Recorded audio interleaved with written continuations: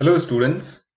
अब जो हम लोग बात करेंगे वो कुछ elementary functions and their graphs की बात करेंगे।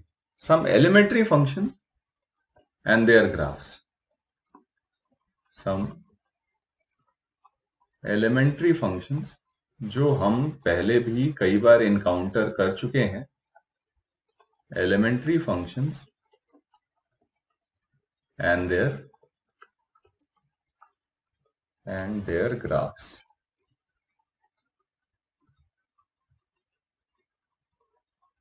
कुछ एलिमेंट्री फंक्शंस देखेंगे और उनके ग्राफ देखेंगे। ये फंक्शंस हम लोग पहले भी देख चुके हैं, ठीक है। बस एक ब्रीफ ओवरव्यू हम लोग लेंगे इन फंक्शंस का। तो सबसे पहला इसमें जो फंक्शन हम लोग देखेंगे वो कई बार हम लोग इनकाउंटर कर चुके हैं आगे पीछे भी, ठीक है। वो होगा हमारा लॉगरिथमिक फंक्शन।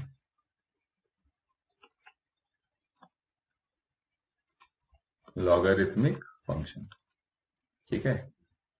इसको हम लोग डिफाइन करते हैं y is equal to log x base a से, ठीक है।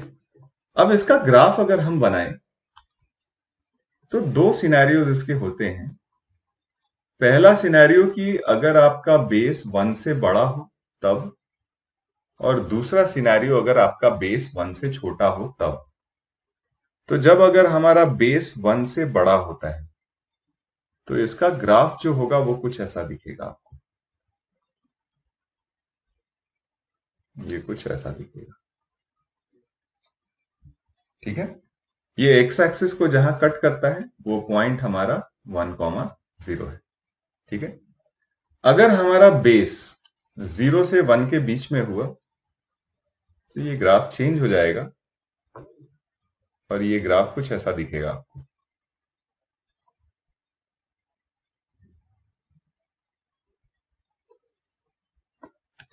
थोड़ा बढ़िया से बना लेते हैं।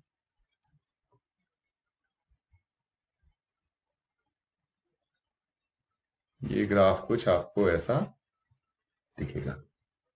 अगेन ये एक्स एक्सिस को 1,0 पे कट करेगा और यहां पे अब आपके बेस की जो वैल्यू है वो 0 से 1 के बीच में है। इन एनी केस, दोनों ही केसेस में अगर हम देखें तो ग्राफ के डोमेन के बारे में हम क्या कह सकते हैं? What will be the domain of the graph? Domain कभी भी अगर हम ग्राफ का देखते हैं या किसी फंक्शन का देखते हैं तो हम ये देखते हैं कि उस फंक्शन का ग्राफ एक्स एक्सिस पे कहां से कहां तक एग्जिस्ट कर रहा है। तो क्लियरली इन दोनों ही केस में अगर आप देखिए तो हमारा ग्राफ जो है एक्स एक्सिस पे 0 से लेकर इंफिनिटी तक एग्जिस्ट कर रहा है। तो इसका डोमेन जो हो जाएगा वो 0 से इंफिनिटी। नेगेटिव एक्स एक्सिस में ग्राफ का कोई भी पार्ट नहीं है। फिर बात करते हैं रेंज की कि इसका रेंज क्या होगा।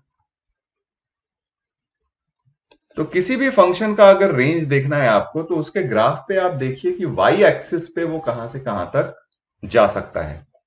तो वाई एक्सिस में देखिए वो पीछे नीचे एकदम इंफिनिटी तक जा सकता है और ऊपर अपना प्लस इंफिनिटी तक जा सकता है।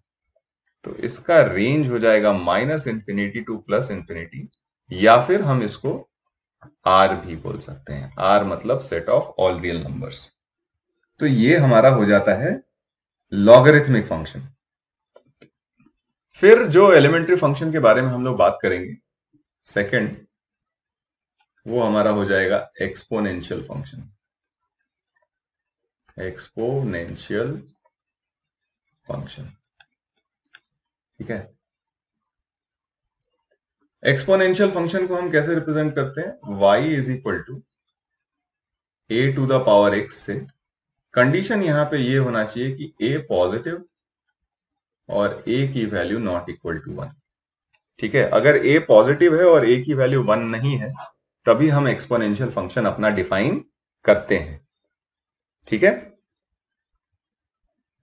तो अगर इसका हम ग्राफ बनाएं तो इसका ग्राफ कुछ इस तरीके से होगा और यहां पे भी आपको दो सिनेरियोज मिलेंगे। पहला सिनेरियो कि बेस, एक्सपोनेंट का जो बेस है दैट इज a, अगर 1 से बड़ा हो तो ये ग्राफ कुछ इस तरीके से दिखेगा। ये इस तरीके से दिखेगा, ये वाई एक्सिस को कट करेगा 0,1 पे। और अगर आपका बेस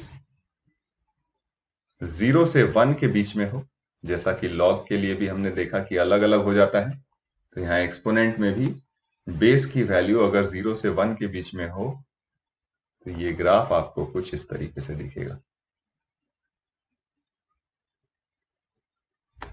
ये ग्राफ आपको कुछ इस तरीके से दिखेगा। अगेन वाई एक्सिस को ये 0,1 पे कट करेगा और यहां पे अभी आपके बेस की जो वैल्यू होगी वो 0 से 1 के बीच में होगी।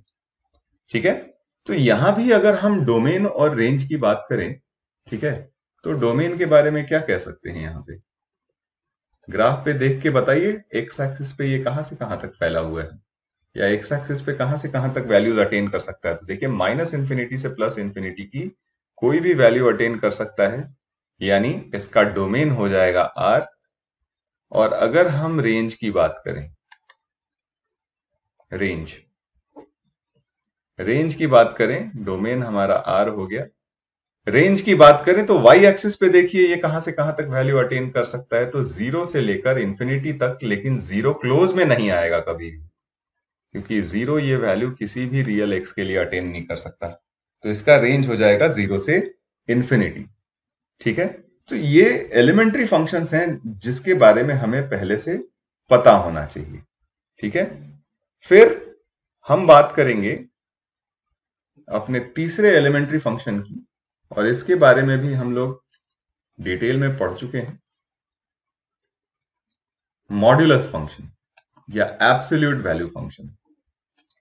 तीसरा फंक्शन जो हम लोग एलिमेंट्री फंक्शन अपना पढ़ेंगे ये होगा एब्सोल्यूट वैल्यू फंक्शन,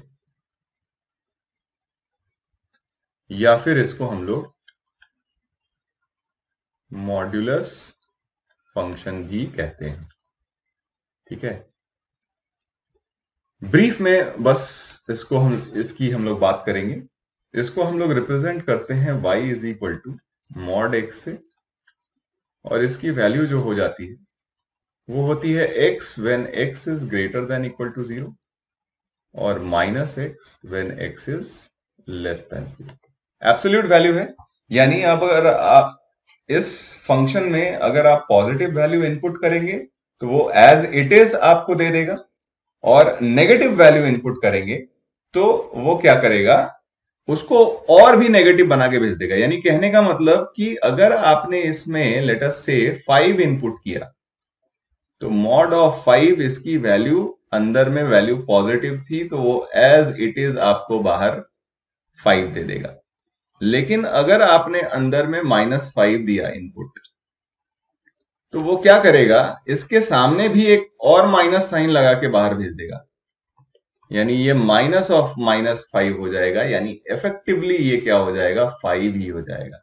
यानी आप पॉजिटिव वैल्यू डालिए तो सेम पॉजिटिव वैल्यू दे देगा, और अगर नेगेटिव वैल्यू डालिए तो उसको ये पॉजिटिव बना के देगा।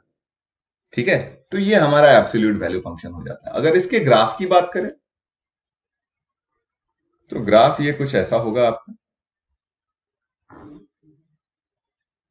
ये देखिए x greater than equal to 0 के लिए y is equal to x वाला पार्ट, ठीक है, और x less than equal to 0 के लिए y is equal to -x वाला पार्ट।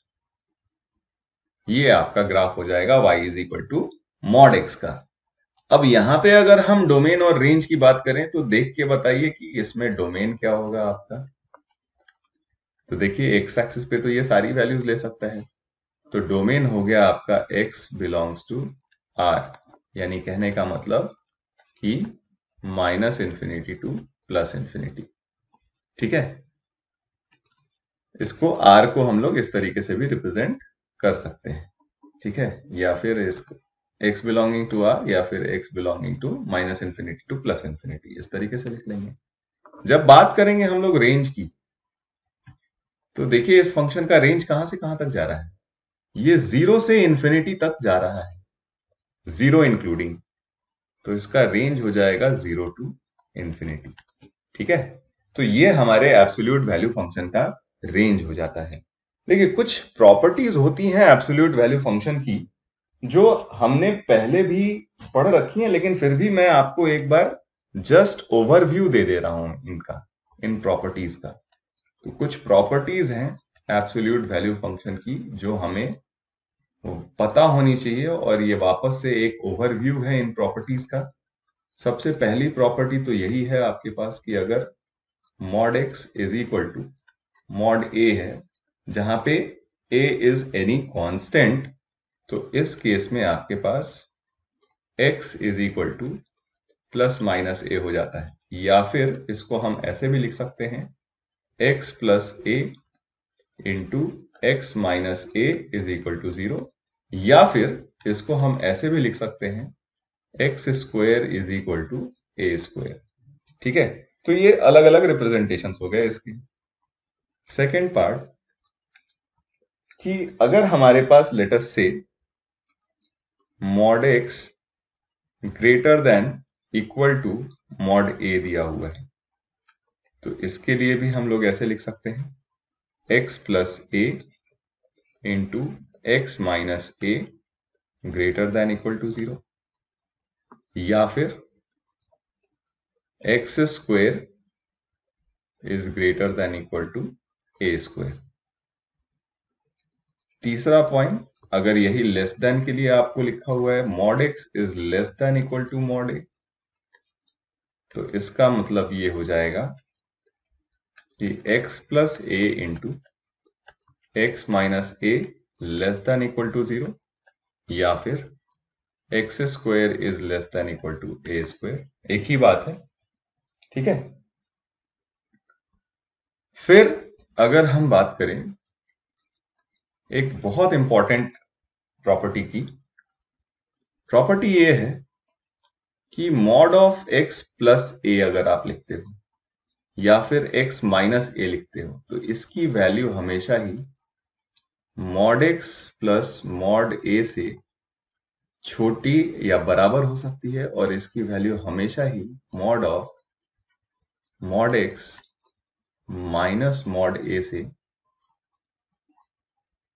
के बराबर या इससे बड़ी हो सकती है। तो इस प्रॉपर्टी को हम लोग ट्रायंगल इनइक्वालिटी भी कहते हैं, ट्रायंगल इनइक्वालिटी। ठीक है, तो ये बात हम याद रखेंगे। पांचवी प्रॉपर्टी ये है हमारे पास कि अगर मान लीजिए हमारे पास mod x plus mod y, इसकी वैल्यू इक्वल टू आ जाए mod of x plus y की, तो आप ध्यान से देखिए एलएचएस में जो आपको दिया हुआ है, एलएचएस में दोनों के एब्सोल्यूट वैल्यूज का सम दिया हुआ है। तो अगर इसको आरएचएस के बराबर होना है तो यहां भी इनके दोनों के एब्सोल्यूट वैल्यूज ऐड होने चाहिए थे, और दोनों दो क्वांटिटीज की एब्सोल्यूट वैल्यूज ऐड तभी होंगी जब या तो दोनों ही पॉजिटिव हो या फिर दोनों ही नेगेटिव हो। तो यानी यहां से जो हमारे पास रिजल्ट आ जाएगा वो x into Y greater than equal to 0। समझने के लिए ऐसा समझो कि अगर दोनों पॉजिटिव वैल्यूज आपने रखी, x की वैल्यू 5 y की वैल्यू 3, तो देखो इसकी वैल्यू 8 हो जाएगी, एब्सोल्यूट वैल्यूज ऐड हो गई। दोनों नेगेटिव वैल्यूज रखेंगे, x की वैल्यू -5 y की वैल्यू -3, तो अगेन इसकी वैल्यू -8 हो जाएगी, एब्सोल्यूट वैल्यूज ऐड होगी। ठीक है।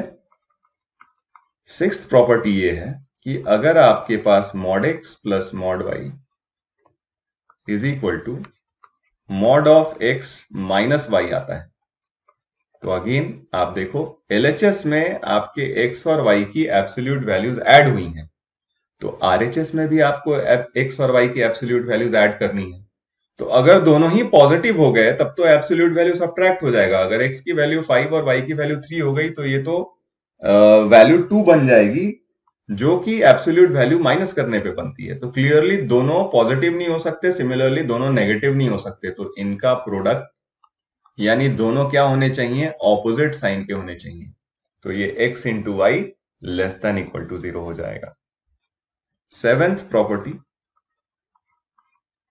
अगर आपके पास mod of x plus mod of y greater than mod of x plus y आए, तो देखिए अगर दोनों ही x और y दोनों ही पॉजिटिव हो जाएंगे तब तो ये दोनों क्वांटिटी बराबर हो जाएंगी, और हमें ये क्वांटिटी बराबर नहीं करनी है। इनफैक्ट एलएचएस आपका आरएचएस से बड़ा होना चाहिए, तो क्लियरली दोनों पॉजिटिव नहीं हुए होंगे, तो आपका x इंटू वाई क्या हो जाएगा, लेस देन 0।